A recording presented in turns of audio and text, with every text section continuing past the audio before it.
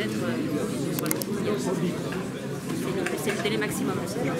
Le procureur lui a dit, vous n'avez pas changé d'état d'esprit. Finalement, à la fin, il a quand même prononcé des mots d'excuses en s'adressant aux gendarmes. Vous pouvez nous en parler? Mais quand on laisse parler, il l'avait dit dès la première audience. Dès qu'on s'est constitué prisonnier, il a dit j'ai honte, je regrette, je demande pardon. Donc, sauf qu'on l'a beaucoup interrompu à cette audience, et quand on le laisse s'exprimer, on voit très bien sa personnalité, on voit très bien qui il est, et c'est une belle personne. C'est ce que vous avez plaidé, c'est que c'était un acte isolé?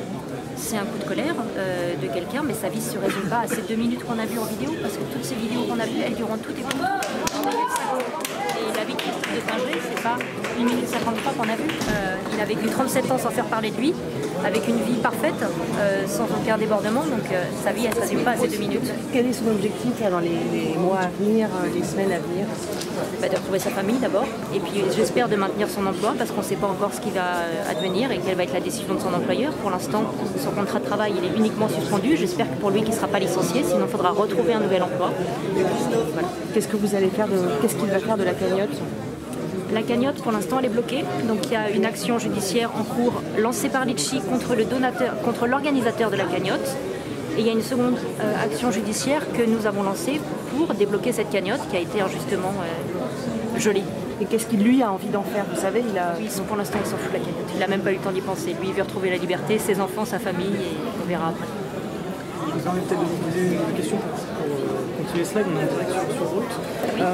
Déjà, peut-être, vous faites partie donc, des avocats de Christophe Détinger. Comment ça s'est passé le procès? Est-ce qu'on peut peut-être un peu résumer cette journée pour ceux qui nous regardent, le climat, les échanges, comment vous avez le ressenti qui serait le vôtre après cette journée d'audience? Ça a démarré très dur, c'était très tendu, avec des questions des fois complètement déconnectées du dossier, comme par exemple lorsque la présidente lui a demandé mais qu'est-ce que vous auriez fait si les gendarmes avaient été obligés de lancer une grenade et que ça avait fait un blessé? Donc là on est sur des questions totalement hypothétiques, ça n'est pas la réalité de ce dossier, ça n'est pas ce qui est arrivé, donc on lui pose des questions abstraites, presque philosophiques, qui n'ont rien à voir. Donc on a eu une présidente qui l'interrompait beaucoup, qui posait des questions mais qui lui coupait la parole beaucoup. Donc c'était assez tendu au départ et effectivement on est soulagé du résultat à l'issue, mais les débuts d'audience ont été très difficiles.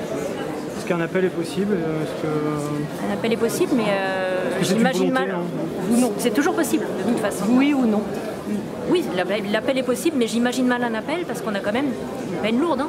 C'est quand même lourd la peine. Non mais vous n'avez pas l'intention de faire appel? Non. De votre côté, ouais, non, c'est vrai. Non, pour nous il va sortir dans 5 jours maximum, donc on ne fait pas appel, on accepte la décision. Et vous craignez qu'un appel soit fait par ailleurs? Je pense pas. Vous pensez que ça va rester? C'est possible techniquement, mais c'est peu vraisemblable. On a l'impression d'avoir une satisfaction des deux côtés. Oui, parce que c'est quand même une peine importante, et en même temps ça lui permet de sortir. Donc c'est à mi-chemin.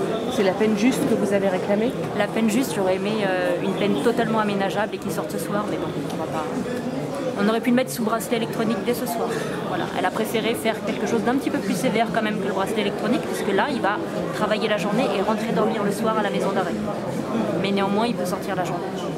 Et quel travail va-t-il faire? Parce que ça, c'est aussi une question. C'est-à-dire, tant qu'il n'a pas trouvé quelque chose, est-ce qu'il peut sortir quand même? Alors, pour l'instant, son employeur ne l'a pas licencié, donc la balle est un peu dans le camp de l'employeur. Le contrat de travail est uniquement suspendu, donc j'espère qu'il va pouvoir vite retrouver son travail à la mairie d'Arpajon, là où il travaillait. Et après, effectivement, s'il est licencié, il va falloir vite lui retrouver une autre opportunité d'emploi. Et s'il n'a pas l'opportunité d'emploi, est-ce qu'il reste en détention On va vite trouver une solution. Vous pouvez quand même trouver une solution. On a encore un petit peu de pain sur la planche en ce qui nous concerne, mais on va trouver une solution. Donc on résume, pour ceux qui nous regardent, c'est 30 mois de prison, 18 mois avec sursis, 12 mois ferme dans un système de semi-liberté. Oui. Donc en journée, il travaillerait, c'est la condition, et il rentrerait le soir après.